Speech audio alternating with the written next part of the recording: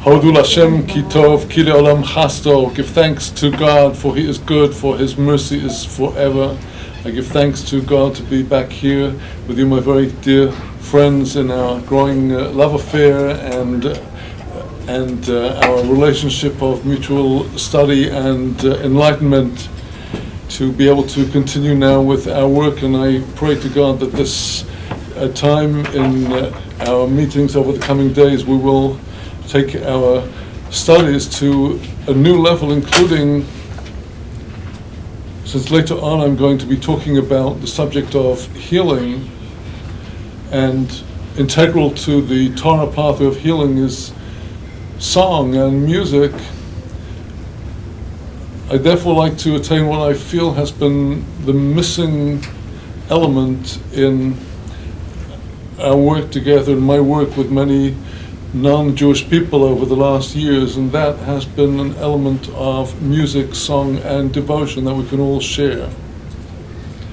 And to that end, I have prepared a number of Hebrew songs which will be available to everybody, God willing, tomorrow night.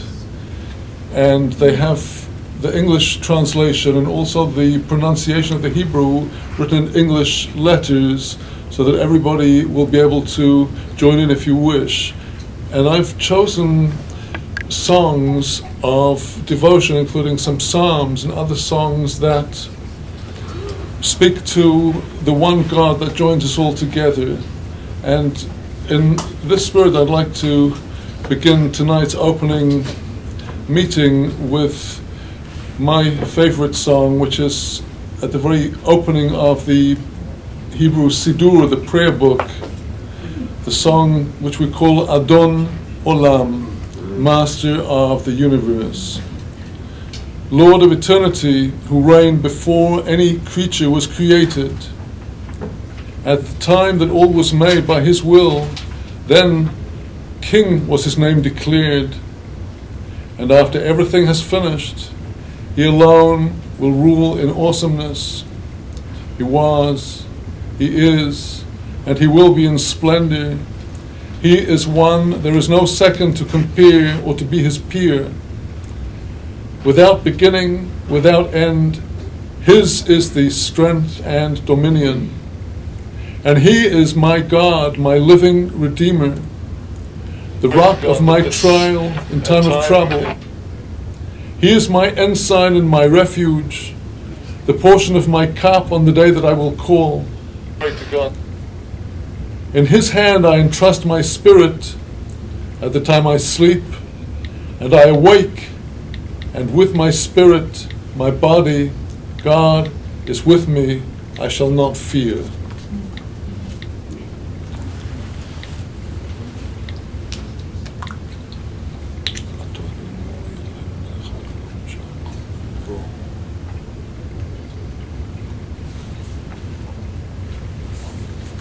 This is one of several melodies that is used to sing Adon Olam, my own personal favorite, and perhaps we shall share other melodies in the course of a few days. Adon Olam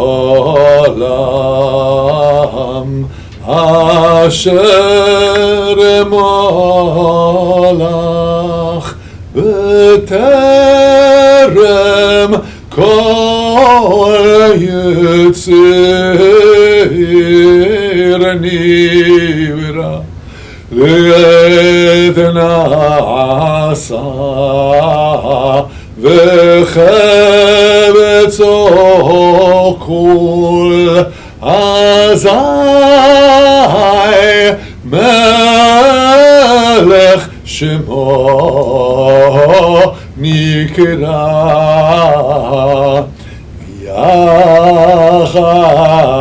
Yacharei Ki Chlod HaKol Levado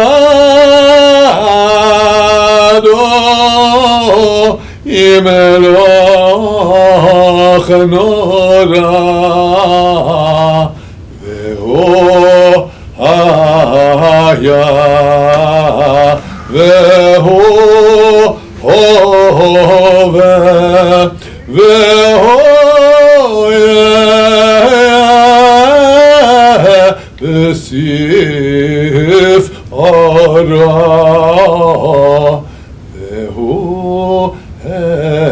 echad v'hein sheni lehamshil lo lehachbiro beli rashit beli tachlit velo ha'oz v'hami sera v'ho eli v'chai go'ali v'tzur chemeh b'het tzara v'ho nisi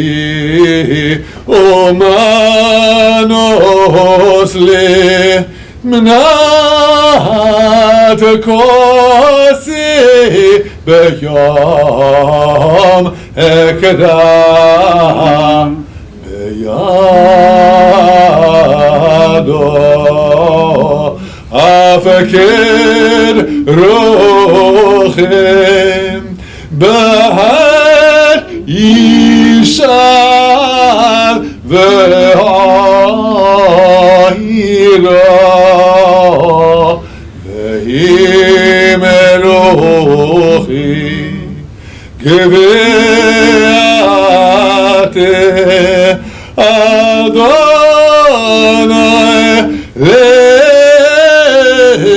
v'lo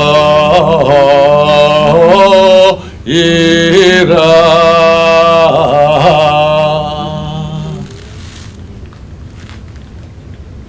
B'shem Adonai na'aseh v'natzliach. In the name of God we shall do and we shall accomplish. My theme tonight, in order to open our days of seminar study of the Torah, is the theme of healing. And over the last summer, since I was last here in Houston, I've had a reminder from God Almighty of the importance of this subject to myself, since I hurt my back shortly after returning to Israel in end of June, and have had recurrent pain and a lot of difficulty over the last months, which thank God is now well on the way to recovery. But it's reminded me of a bout of back trouble that I had in the year 1990, the year that Saddam Hussein invaded Kuwait, which had me on my back for 3 months, unable to move practically, writhing in pain, unable to find any comfortable position. This was about 12 or 13 years after my first acquaintance with Rabbi Nachman of Breslov, the 18th century Hasidic master, who had so inspired me with his teachings of personal prayer, of simplicity, of happiness, of pure faith. But he had said this thing that kept on sticking in my throat, that we'll never ever go to a doctor.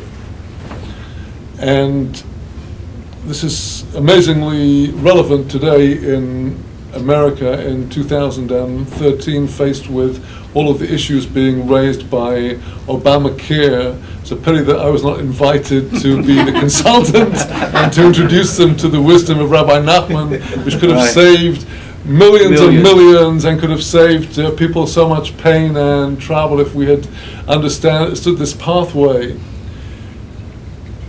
I couldn't understand why he was saying don't go to doctors. Granted that medicine in the late 1700s and 1800s was very, very primitive. And he said, don't ever send somebody in your house who's sick to a doctor. It's like taking a club and beating them with a club. And why did he say that? Anyway, in the year 1990, when I was on my back, we had to call a doctor to the house. It's very unusual these days to get a doctor actually to come to visit you, but I definitely couldn't get out there to go to him. And he came to me, examined me, and smiled and said, "There's nothing medicine can do for you."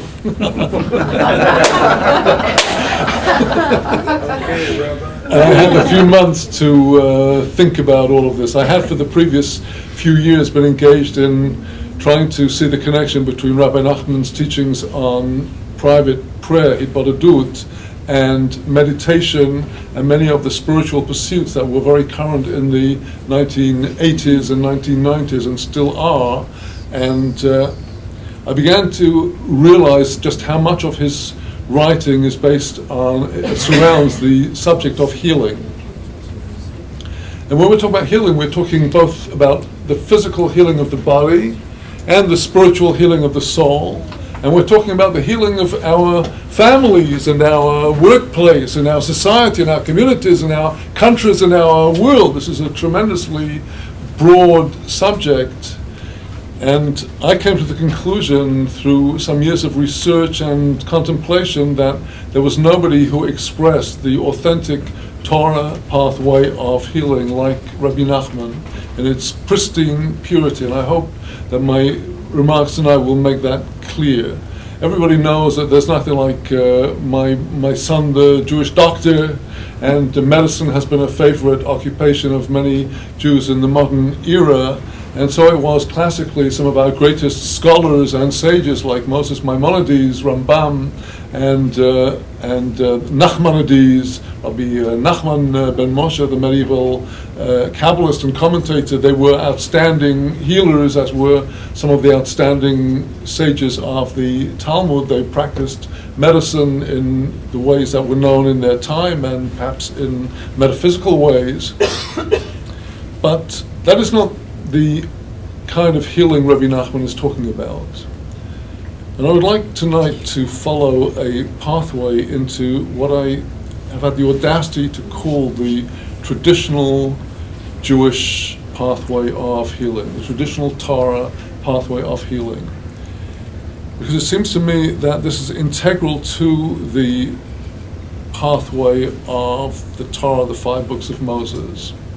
And when one thinks about healing, nothing could be more wonderful than the healing of the body from a fracture or from a serious illness or from some crisis. I mean, which automobile, if something happens to it, can rest a bit and slowly get back into shape and get back onto the road by itself without anybody needing to touch it? And if somebody cuts himself on the finger, and you know that in a few days after a bit of soreness it's going to go away. What could be more amazing than the power of the body? It's only sometimes when, God forbid, something goes wrong that we begin to realize. It was only since I got my back pain I started looking into anatomy and understanding more about how the nerves go into the muscles out of the spine and where there are pressure points that I began to understand the engineering genius of the human body. Indeed, we start our day in the Jewish tradition with a blessing to God over the wonders of the body. After rising in the morning and after cleansing our bodies, going to the bathroom and washing, when we're ready to begin our devotions, the very first blessing is a blessing which we call Asher Yatzar, praising He who formed the body. Baruch Ato Adonai Eloheinu Melech HaOlam, blessed are you, God, our God, King of the universe, Asher Yatzar et Ha'adam b'chokhmah, who formed man in wisdom, man including males and females.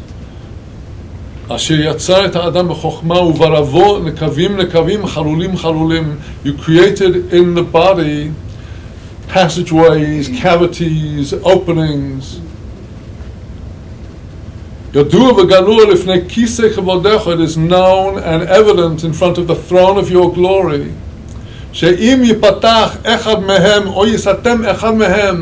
If a single one that has to remain closed is open, or if one that is supposed to be open gets closed up, the body cannot survive. It will be impossible to stand before you. Baruch Ato Adonai, blessed are you, my God. Rofeh kol basar umafli la'asot. You heal all flesh and do wonders. Amen. The ability of the body to stand as long as the soul is in it is outstanding, and the fact that the moment the soul leaves the body simply disintegrates after years and years of maintenance and growth. It suddenly stops, and within days it's already reeking and stinking, and within a few weeks most of it is already dissolved, and after a year it's all ashes. And this amazing body, which is the garment that God has made for the soul to wear and the sojourn of the soul in this world, this is a garment that we need to take care of. Well, the first principle of the Torah pathway of healing is preventive medicine.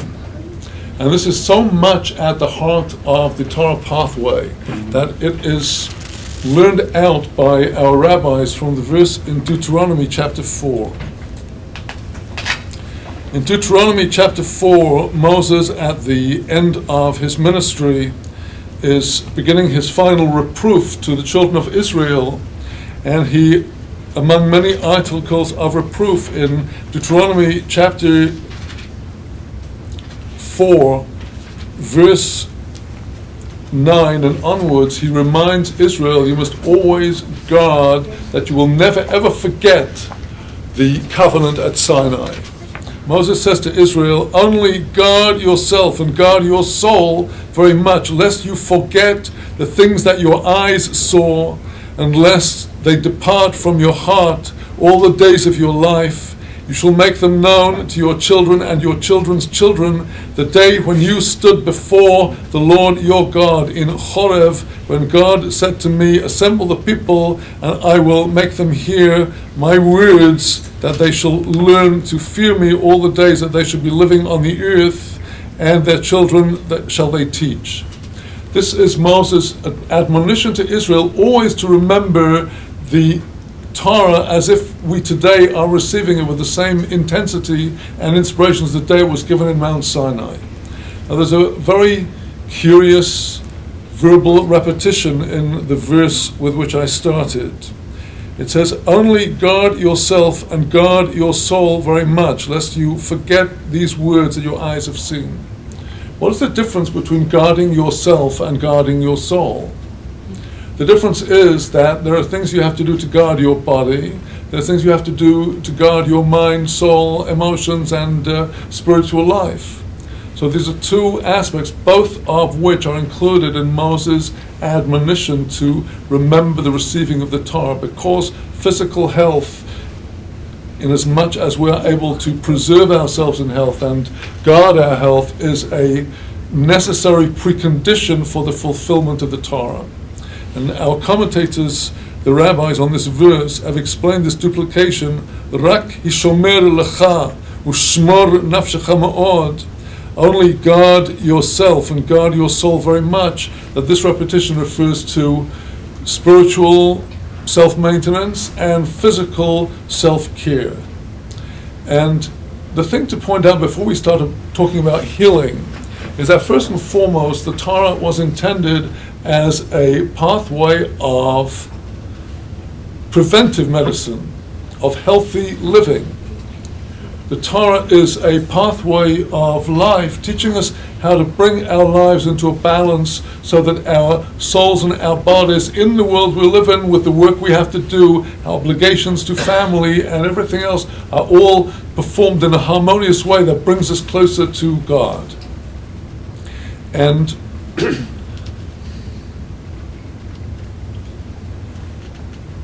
there is very early in the Torah a reference to healing in Genesis, the very first reference to healing, which is about actually healing from illness. That is when Abraham, our father, was forced to go to the land of the Philistines, to Gerar, for a sojourn because of famine in the land of Israel, and Avimelech kidnapped Abraham's wife under the impression perhaps that she was his sister, and God appeared to Avimelech in a dream and he said, you and all your household are going to die because of this moral crime of kidnapping a woman. And all of Avimelech's household fell sick. According to our rabbis, they all had some stoppage of their excretory system, such as they were all going to get into a morbid poisoning very quickly. And God says, you will have to return the woman, and he says you will have to pacify Abraham. And the verse says that, I will come back to this, Abraham is a prophet and he will pray for you. And the passage in Genesis, it's in Genesis chapter 17, says that through the prayer of the prophet you will be healed. So here we do indeed see that the Torah is a healing pathway, is in the power of a true righteous prophet to bring healing through prayer. But the Torah as a pathway of preventive healing and healthy living is expressed immediately after the children of Israel come out of Egypt.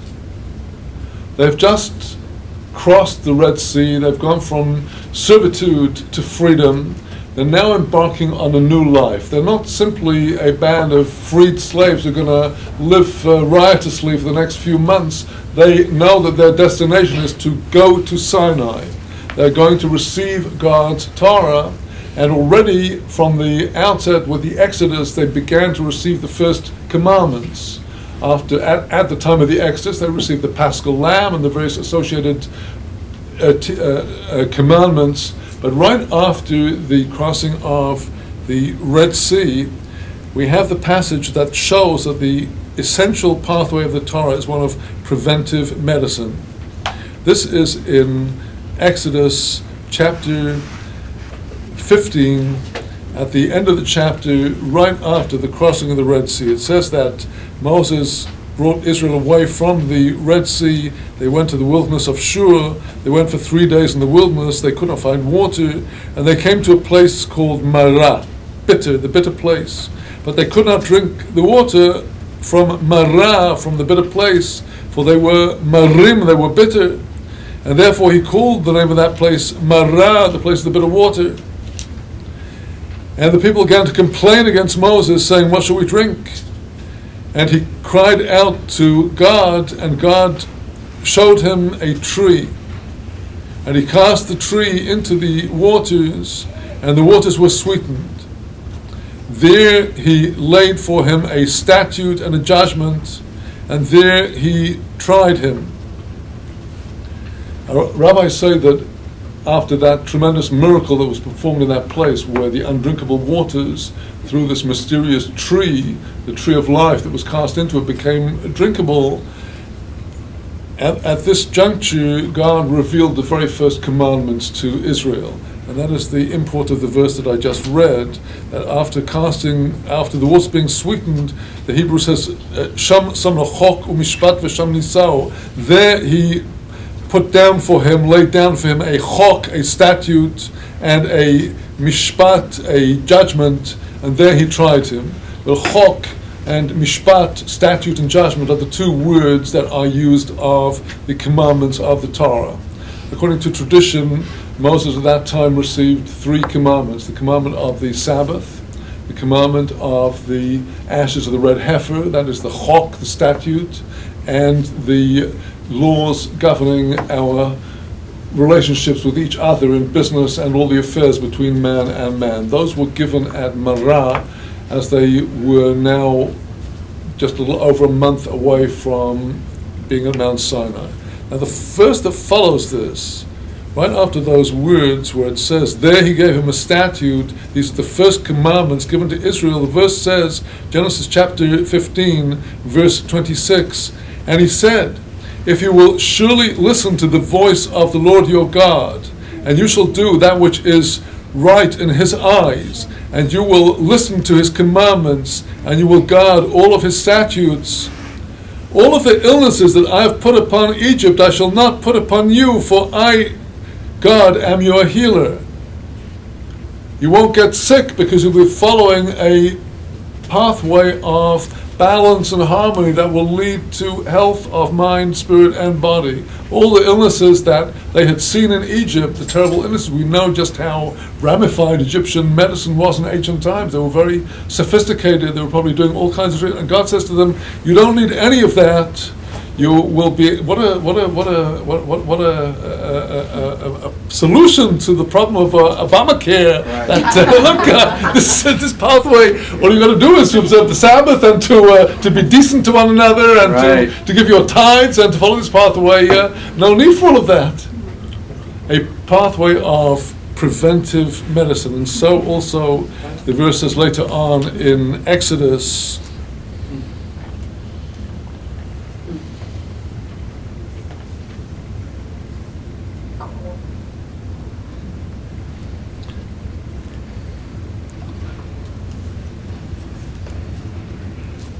The verse says that if you will serve the Lord your God, He will bless your bread and your water, and I shall remove illness from within you.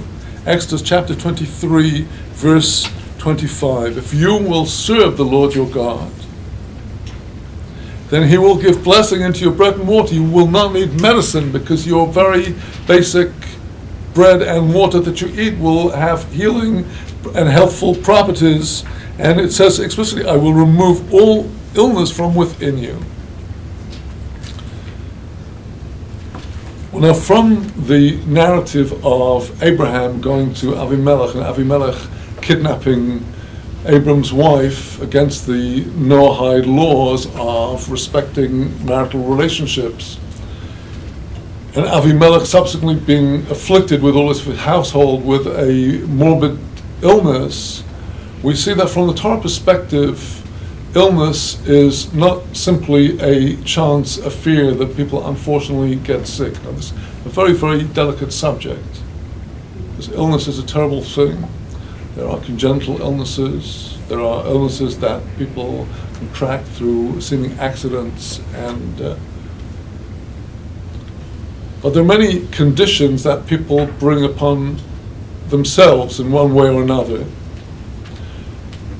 The stressed businessman who is under pressure 24 hours a day, can't sleep nights, when he suddenly finds himself in the emergency room, he cannot be surprised. We need to understand these things. People often bring things upon them by abuse of the body, by abuse of diet, abuse of substances, by and many other things. But the Torah perspective is that we need to look at conditions of health or the lack of health from a moral perspective, learning that God afflicted the house of Avimelech with illness because he was morally negligent, and that the only healing could come to him would be through primarily the prayer of the prophet. No other doctor or medicine was going to help.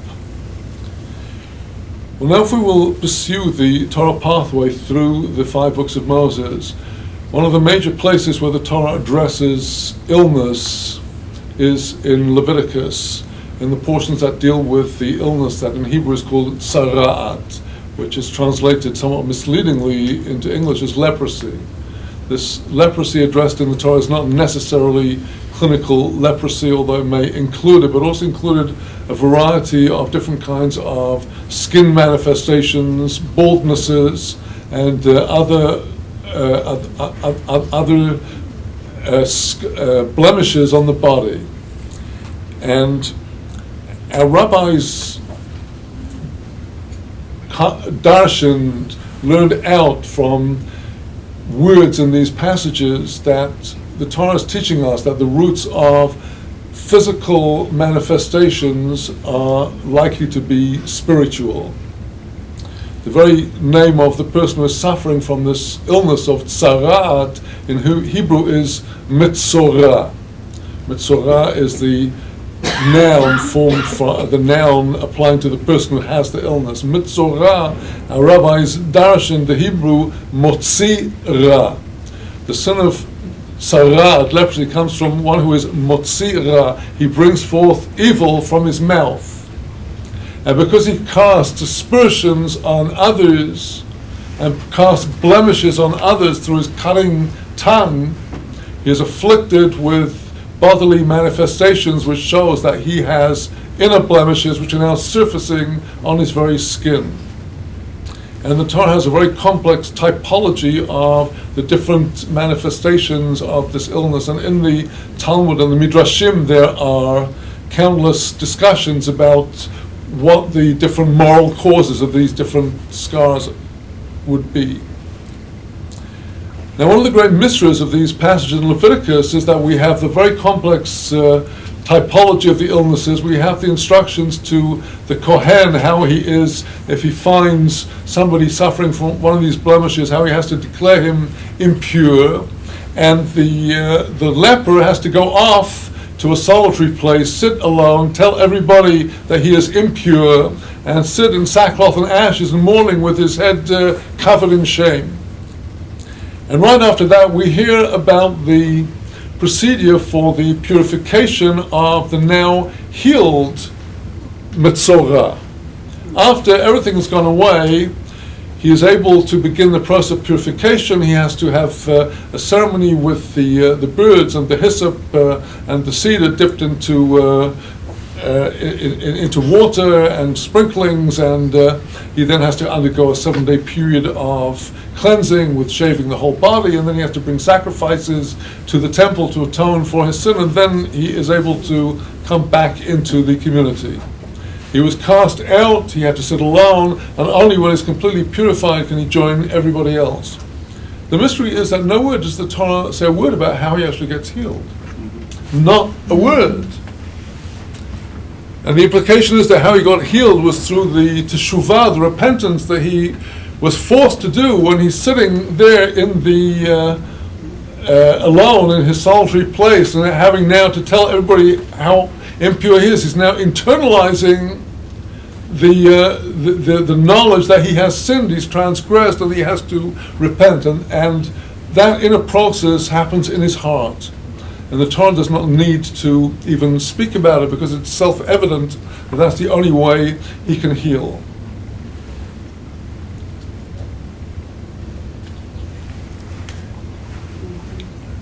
We find in the book of Chronicles that the King Asa, who was the great-grandson of King Solomon. Solomon had Rehoboam, whose son was Avraham, whose son was Asa. Asa was living in the time after the split of the two kingdoms between Judah and the 10 tribes. And in Asa's time, they had just delivered a blow to the 10 tribes, and Asa wanted to fortify all of Judea and to consolidate the power of his dynasty in the hope of winning back the 10 tribes, which actually never happened. But according to tradition, Asa was so intent on fortifying Judea that he called out all of the Torah scholars from their study house and says, this is an emergency situation, you have to quit learning for a while, everybody's going out to build these fortifications. And the Bible records that King Asa became sick at the end of his life with illness in his legs, an illness that went right up to the very top. And the Bible says that King Asa consulted the doctors, but he did not go to consult God. When something happened to King David, the first thing he did was go to the prophet. Why has this happened? That is the Davidic genius, to understand that everything that happens is from God. The first place to go to is God, to pray. You may eventually end up going to a doctor, but the first thing is to turn to God. And the Tanakh says that Asa did not go to God, he went to the doctors. And here again we see from the implicit criticism that Tanakh gives of King Asa that it is not the doctor who is considered to be able to heal the person, it is only the power of their own repentance and the prayers of those for them. And this is made explicit actually in a passage in the biblical commentator Nachmanides, a Ramban, on his commentary on the Torah in a place in Leviticus, which I do have sourced, which is that he says, what place is there for a doctor in the house of a God-fearing Israelite? because God has commanded us His Torah, and if a person is unwell, the place to go to is the prophet and not to the doctor. There's no place for the doctor in the home.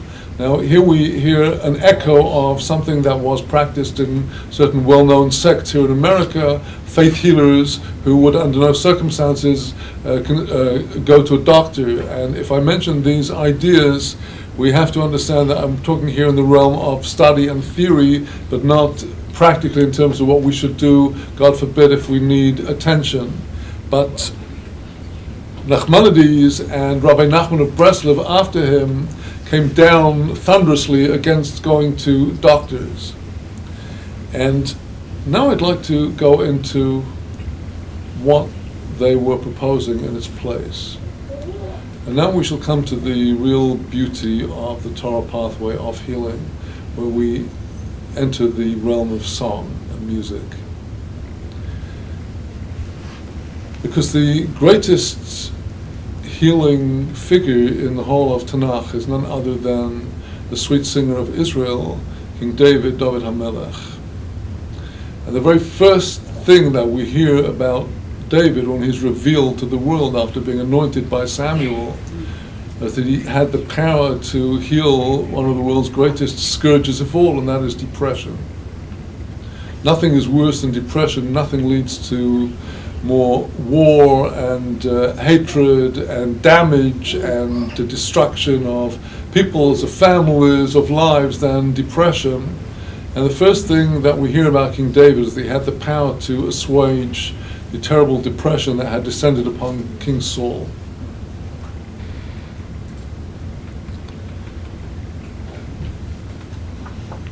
Before Israel went into the land of Israel, Moses commanded them 3 commandments that were to be fulfilled when they would go into Israel. They were to appoint a king, they were to wipe out the terrorist nation of Amalek, and they were to build the temple, and it would be in that order. And after the whole period of the Judges, we find in the beginning of Samuel that Samuel knew that the time had come to fulfill that commandment to appoint a king. This was hundreds of years after their entry into the land, and Samuel saw that the time had come. And Samuel, through prophecy, was informed that the first king of Israel would be Saul, who was head and shoulders above everybody else in his generation, his purity, his modesty, his sanctity, his holiness. And he alone was fit to be the king. And the tragic story of Saul is well known. It's all written in the Tanakh, with his turning from the most upright person into a manic, depressive persecutor of Mashiach, persecutor of David. And it all began, Saul's downfall, the main downfall came when the time was for him to fulfill the second of the 3 commandments, to exterminate the terrorist scourge of Amalek.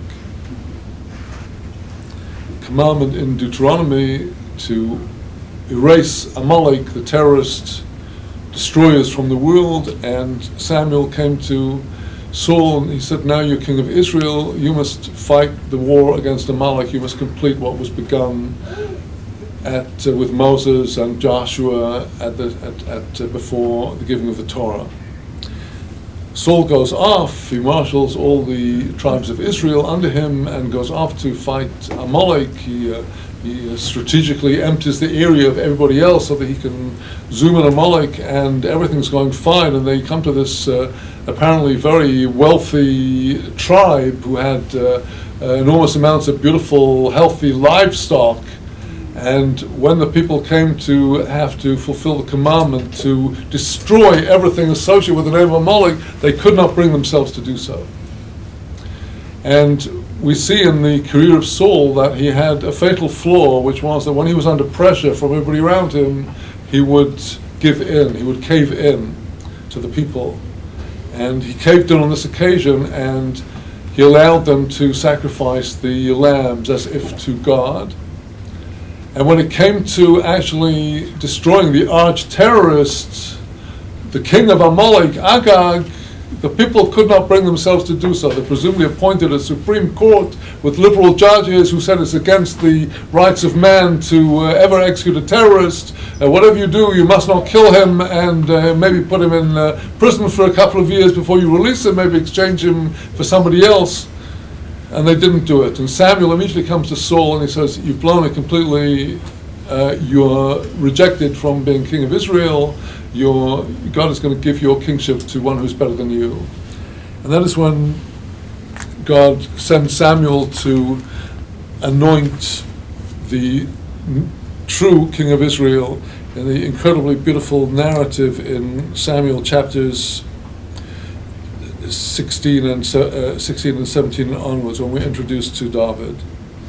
So after Jesse parades one son after another in front of Samuel, and he's got the flask of the anointing oil there. The oil is in the flask, cringing back, even though each one of them is more amazing and holy and remarkable than the other. He says, no, it's nobody else.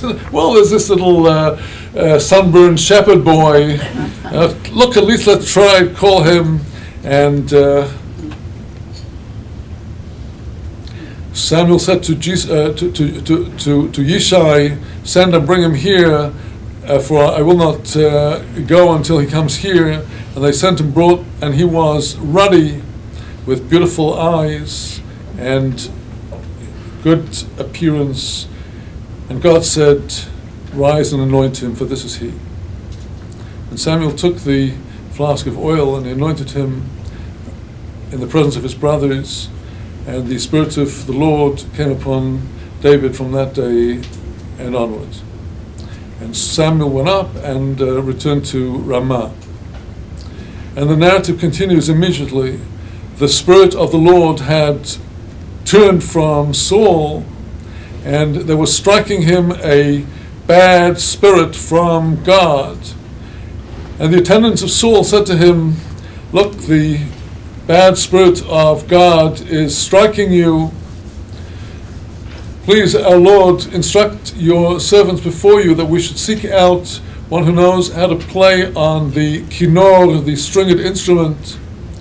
And it shall be that when the bad spirit of God is upon you, he shall play with his hand, and it shall be good for you. And Saul said to his attendants, please see a man like this for me, who knows well how to play, and bring him to me. And one of the attendants said, here, I've seen that Yishai has a son, Yishai of Bethlehem.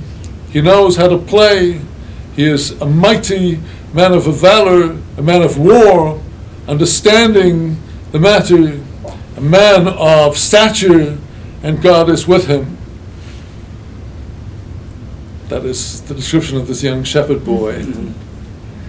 And Saul sent messengers to Yishai, and he said, send to me David your son that is with the flock. And Yishai took an ox and bread and a flagon of wine and a goat, and sent in the hand of David his son to Saul. And David came to Saul, and he stood before him, and he loved him very much. And he became his armor bearer. And Saul sent to Yishai, saying, let David stand before me, for he has found favor in my eyes. And it was when the bad spirit of God was on Saul, David would take his kinor, the stringed instrument, and play with his hand, and Saul would have relief, and it was good. He felt good, and the bad spirit left him. And then begins a new chapter about the wars of the Philistines. So then we're introduced to Melech Mashiach, King Mashiach. What a awesome passage! That this unknown shepherd boy, that his brothers never even noticed him, who they thought he was a nothing. He's a gibor, chayil, a mighty warrior, valor, understands. And this is one of King Saul's attendants. He has to pick the cream of the sages of Israel.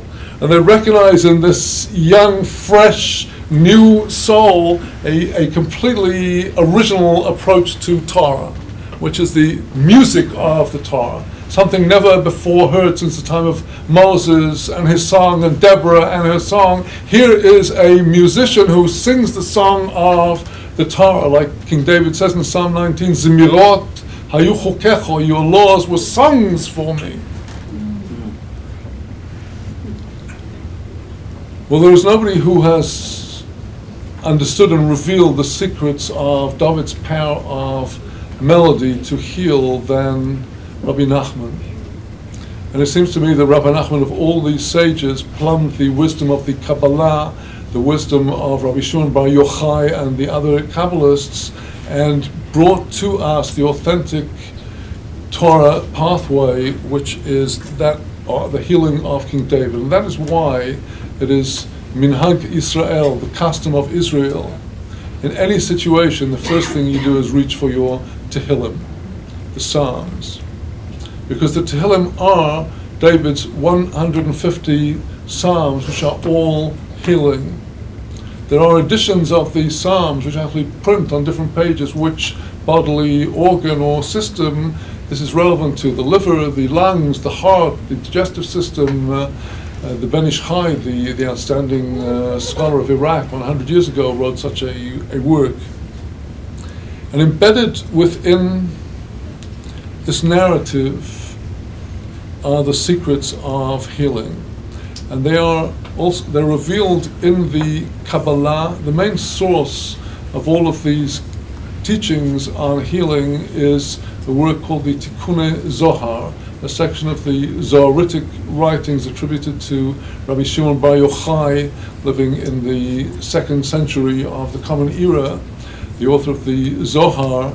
And his work, the Tikkun Zohar, is an extensive series of discourses on the mystical meanings of the first Hebrew word of the Torah, Bereshit, in which he takes us on a voyage through the seas of the wisdom of the Torah, including all of the body parts and their cognates in the soul and their cognates among the nations of the world in history, and bringing also all of the secrets of melody.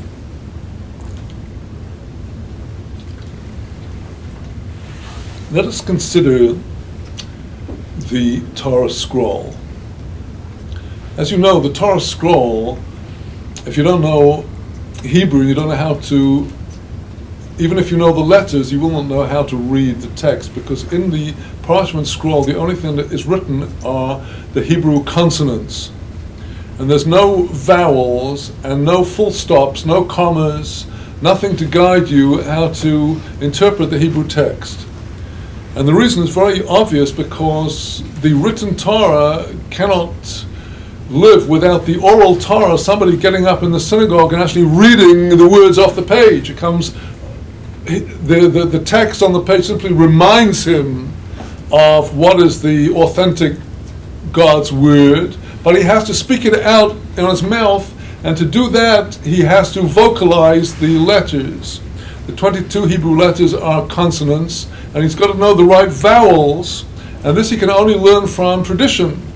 In the days before there were printed books, when it was forbidden to write the vowels in the Torah scroll, children would hear it time after time in their classes from age 4, 5, 6. They'd hear it in the synagogue every Saturday, Monday, and Thursday, and on festivals, and it would be ingrained in their mind, this is how we read these passages. In the days before TVs and radios and telephones and mobiles and iPods and everything else, their minds were open just to absorb all of this. So in order to read the Torah, you need to know how to pronounce each word, how to vocalize it. If you have the word bayit, which is a house, on the page you'll only see the letter bet, the letter yud, the letter taf. You will know that the bet has to carry a sound, ba, or that the yud has to carry a i, chirik, bayit. Only if you know that through oral tradition will you be able to pronounce the word. We today have it printed, but it's all part of the oral tradition.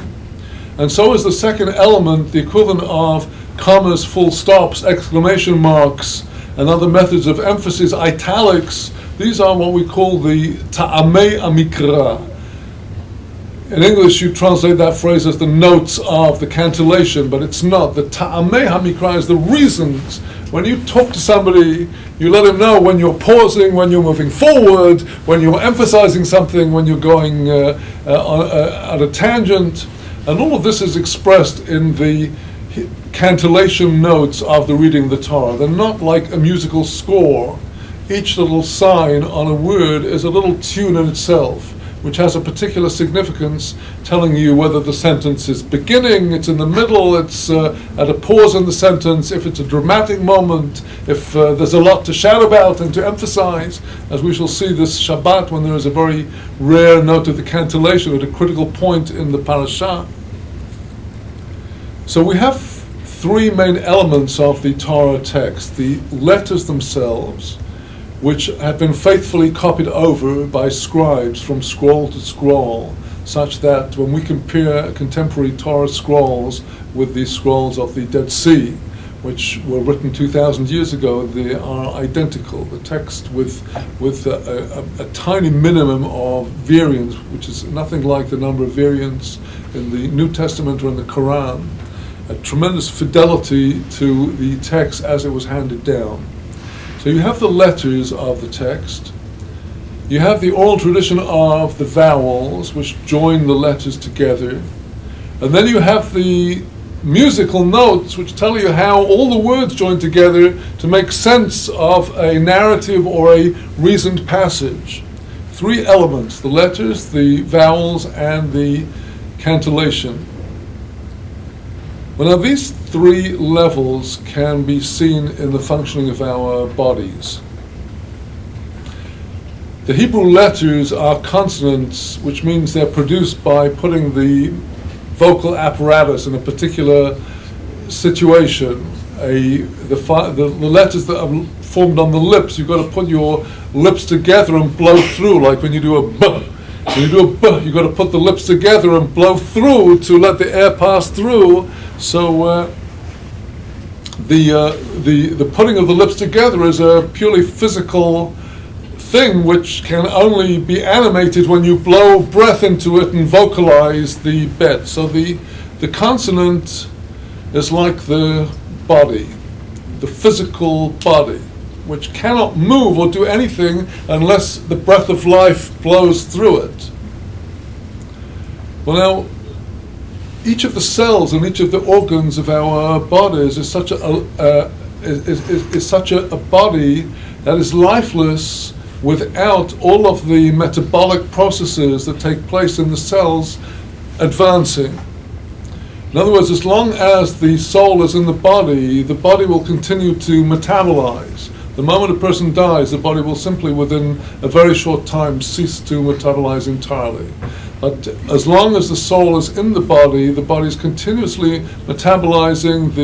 The heart is doing its thing, the heart muscles are doing their thing, the lungs are doing their thing, the brain is doing its thing, the kidneys, the digestive system, the endocrine system, the nervous system, all of the different systems, each one is doing its thing because there is something animating all of these body parts.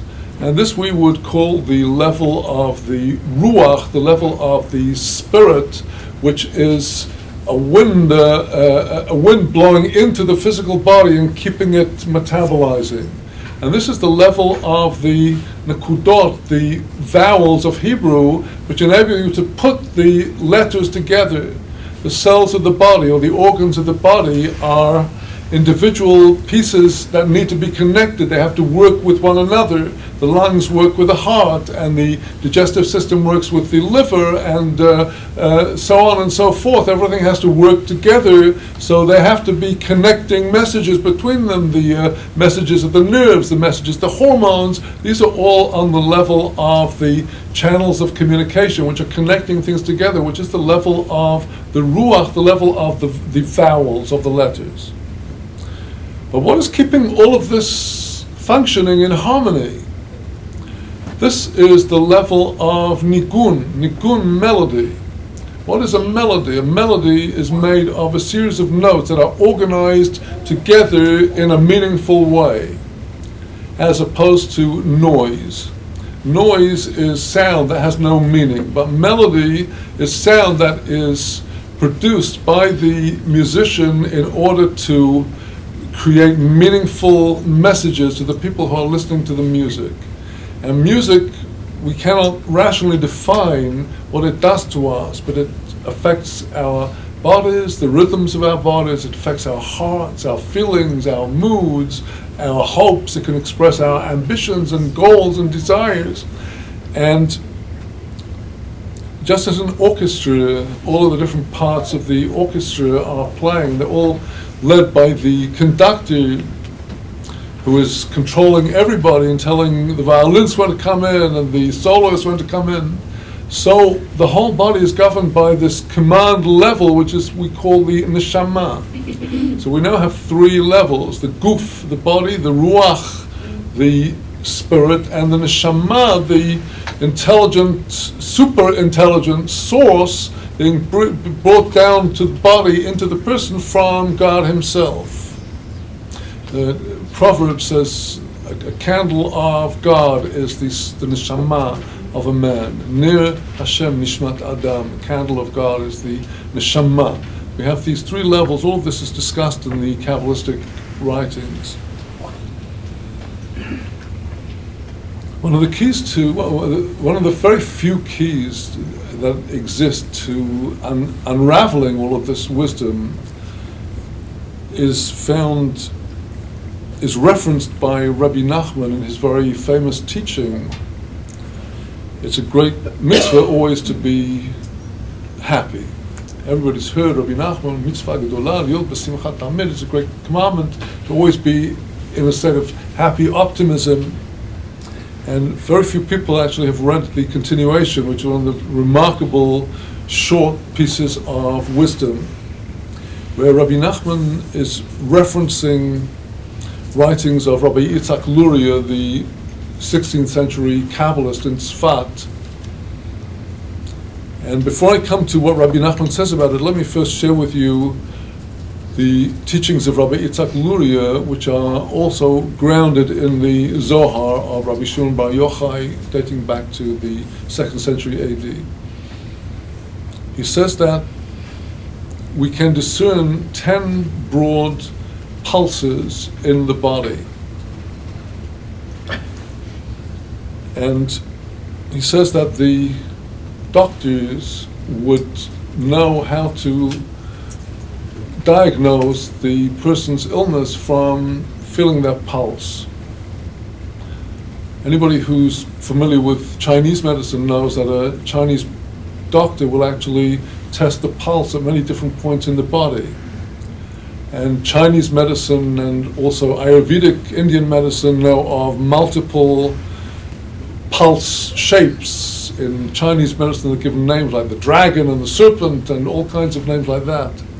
But Rabbi Yitzhak Luria tells us that the shapes of the pulse are actually the kudot, the vowel signs of Hebrew. He says there could be a pulse which is a blip, blip, blip. That would be a chirik, a dot, one after the other. There's another pulse that will be a dual, bup, bup, bup. It might be one under the other, a shiva, or it could be side by side, a tzere, or even three. There is a line and a dot, and all these can be discerned. I've tried it. I've not got very far with this. But I have been in correspondence with an acupuncturist who is working on identifying these pulse signs.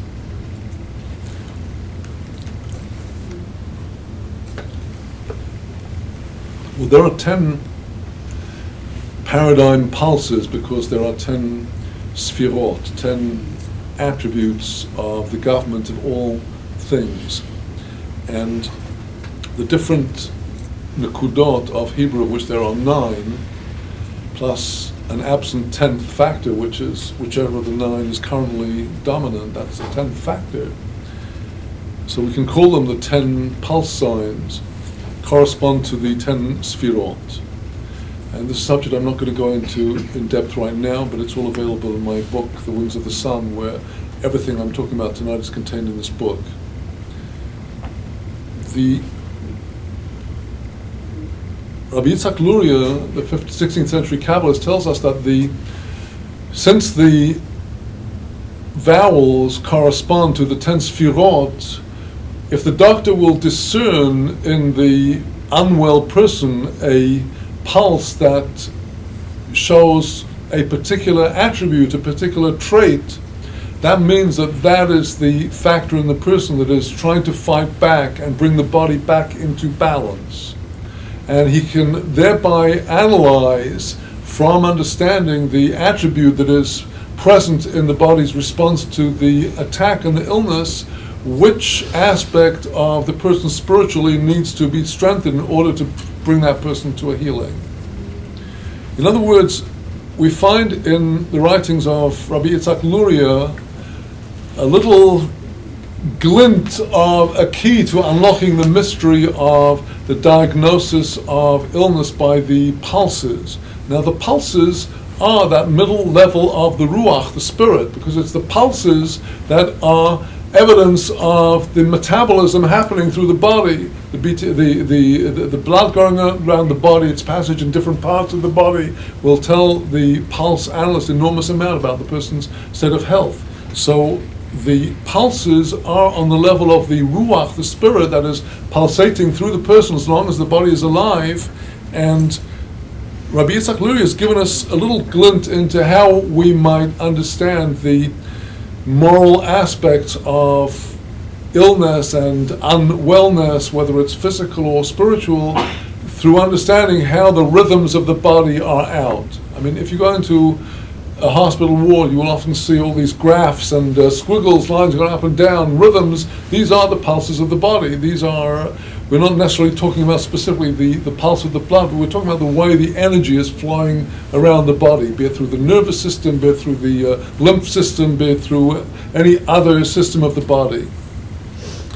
So far, again, like we commented in Leviticus with the lepers, that the Torah tells us the pathology, but it doesn't tell us how you heal it. And this is the missing level. Here's what King David had, which is not revealed elsewhere, and it's Rabbi Nachman who now gives us the secret. Rabbi Nachman says that if a person is sick, this is reflected in all of their bodily rhythms being out. And you have to understand why all of their bodily rhythms are out. He says that there is a problem that the person has gone off the road somewhere. In some successively serious way, they've gone off the road in whatever way, and their soul is not happy with them.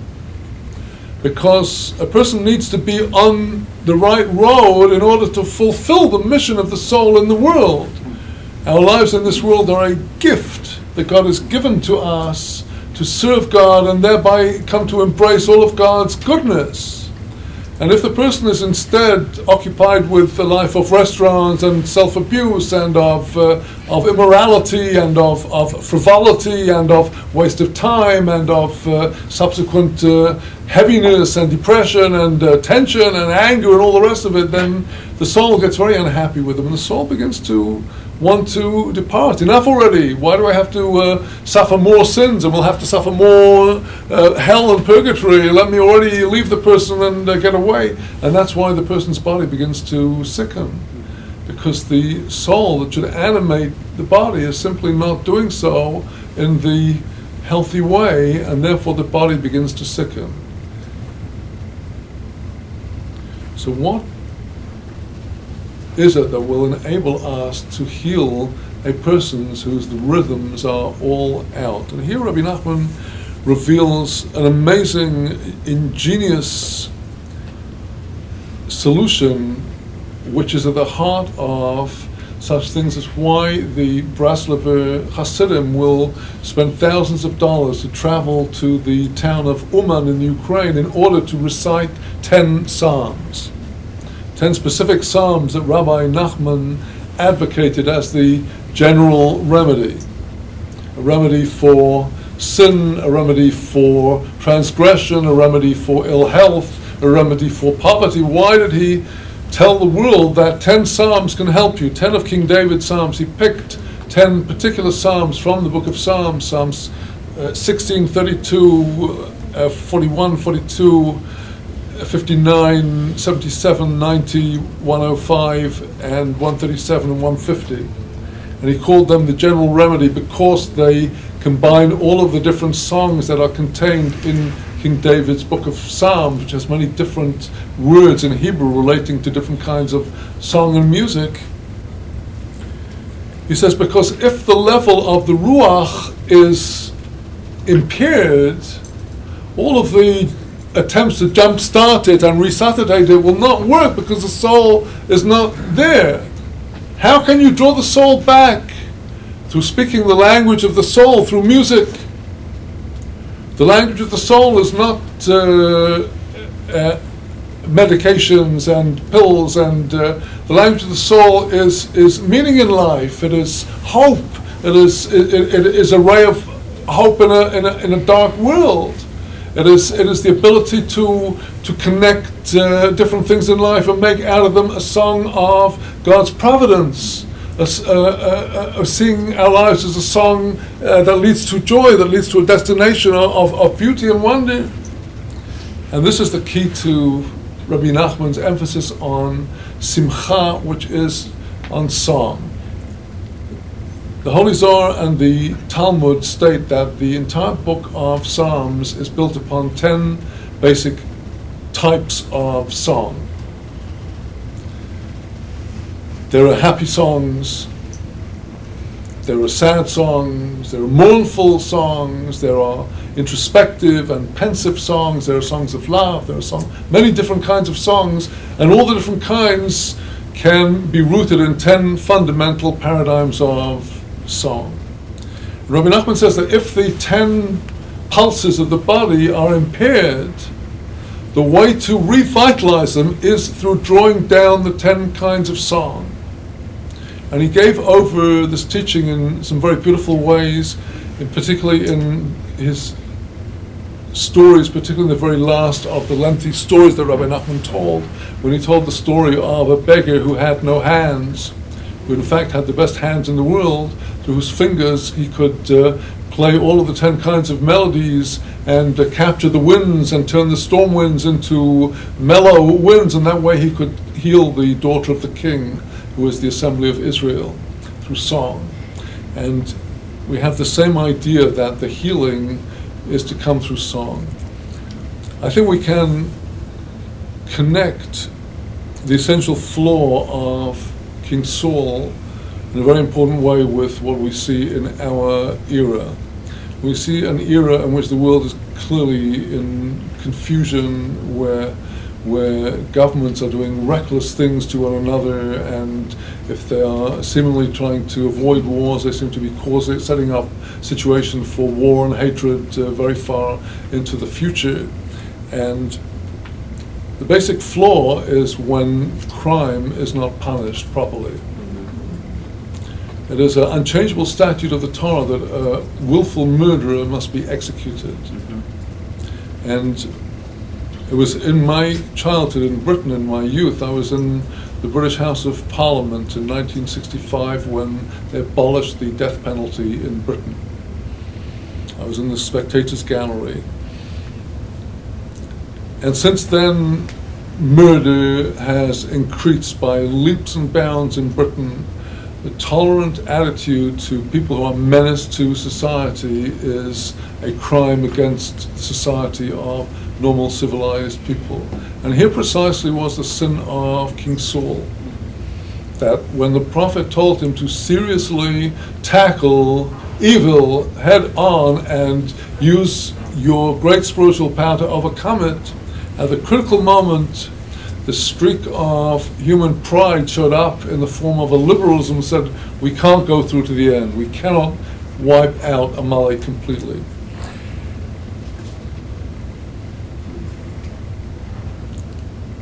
So this has led to all of the syndromes of warfare and hatred and vengeance and the spirals.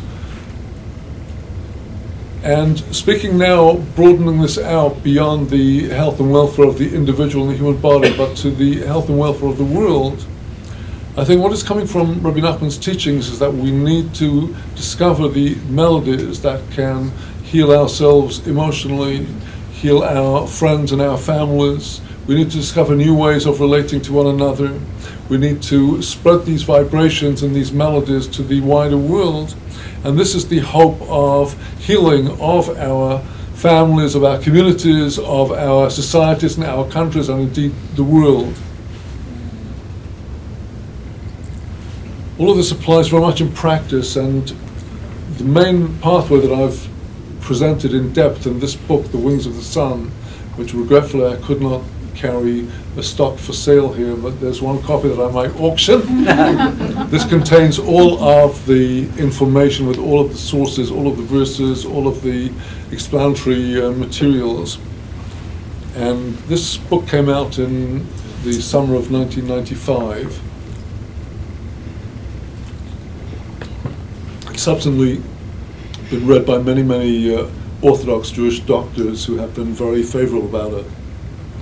But after I published it in 1995, I came on a trip to, among other places, Atlanta, Georgia, where on my arrival I was asked if I would come to speak to a young man who was critically ill with liver cancer. He was a man of about 32, dentist, with 2 or 3 children, young wife. And the whole community was stunned by him. He was. They thought he was going to go during the October. I arrived in November, and that was a major challenge, because how can you give a book like this to somebody who is critically ill? So that was what led me to write this book, A Call to Live, which I do have copies of here. And what I tried to do in this book was to condense the entire philosophy of how joy and positive vibrations can bring life and vitality even into diseased and morbid bodies and families and communities. I tried to express it all in here in a practical way that relates very directly to people in crisis of one kind or another, people who face life-threatening illness, and suggesting pathways that can help people. And this book was actually born out of a Sunday afternoon with that young man in Georgia, when I tried to think how all of this wisdom could be distilled into a pathway for him. Well, in fact, they thought he was going to die in October, but he survived for over a year, during which he, as I had suggested he do, wrote letters to his children at their future ages and critical birthdays, and he spent those months, among other things, writing these letters that were given on the bar mitzvah or at the age of 16 or 21. And I met his widow some years later, and she said that he derived tremendous vitality from all of these teachings. And I think what this says is that healing is not only when a person necessarily comes alive out of hospital. There are many times when the doctors cannot do anything, but there is a way spiritually to encourage the person, to show the person this is an opportunity to understand they're now embarking on a new step in their destiny. And this is very important for people engaged in counseling, in marriage counseling, sick counseling, counseling in schools, and community counseling, any other form of counseling, work counseling. It's all bound up with the pathway of searching for the good points in people and learning how to help them connect the dots and make melodies. And that's what it all boils down to, the making of melodies. With that, I'd like to conclude and open to discussion. If you want to get up and move around a bit, any points for discussion, questions, please feel free.